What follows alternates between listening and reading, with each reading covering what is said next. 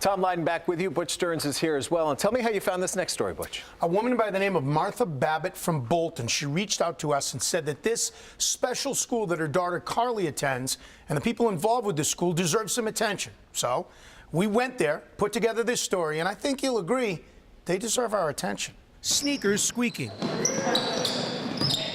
The ball dribbling. A referee's whistle.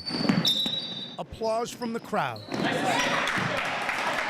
The sounds you hear at a basketball game. But for student athletes at the Marie Phillips School,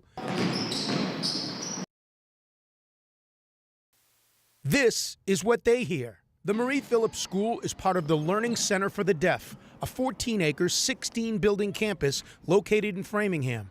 The school is named in honor of Marie Jean Phillips, a pioneer and legendary advocate for deaf children around the world. Started in 1970, this was the very first school in Massachusetts to use sign language as the primary language of instruction. All of our students here, as well as many of our staff, are either deaf or hard of hearing. So, of course, the primary mode of communication here on campus is American Sign Language. Jenifer Greenfield is deaf, and as director of the Marie Phillips School, she's one of the 30% of the TLC staff members who are deaf. Her job inspires her. It's quite inspiring for me. Of course, I'm a deaf individual, and I didn't have the same experience as many of our students here have the ability to access. We follow the 3 C's, which is character, community, and competence, and that's something that really is reflected in every aspect of our community. And the 3 C's are certainly at the heart of athletics here at Marie Phillips. Everything that you experience here as an athlete is going to come in some way or form sometime down the road. Positives, negatives, challenges, accomplishments, it all starts here. And the main challenge for deaf athletes is communication. Of course, students who are not deaf rely on their ears to give them cues to environmental sounds. Well, we rely on our eyes. We don't want to be like racehorses and have blinders on.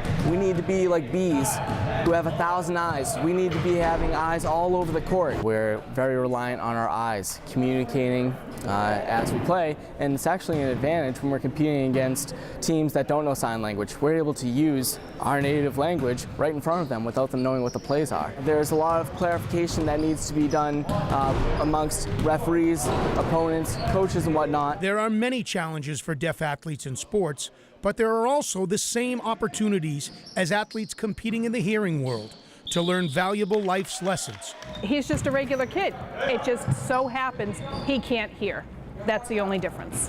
So for me, I'm very proud to see a very typical senior in high school ready to graduate and move on to the next chapter. Sports at Marie Phillips continue to provide success stories, like Carly Babbitt. I mean, sports means that I can meet new people, I can make new friends, I can improve myself as well, because I'm learning something, I'm opening my eyes to a new world.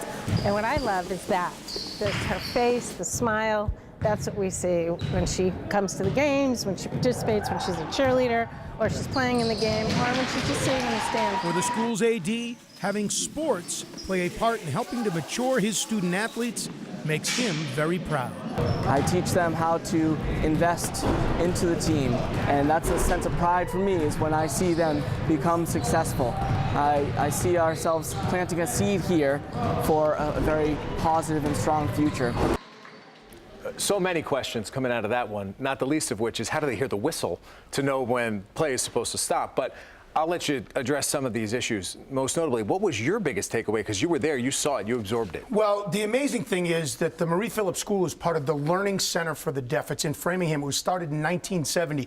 It's grown in nearly 50 years, Tom, to one of the most world-renowned places in the world.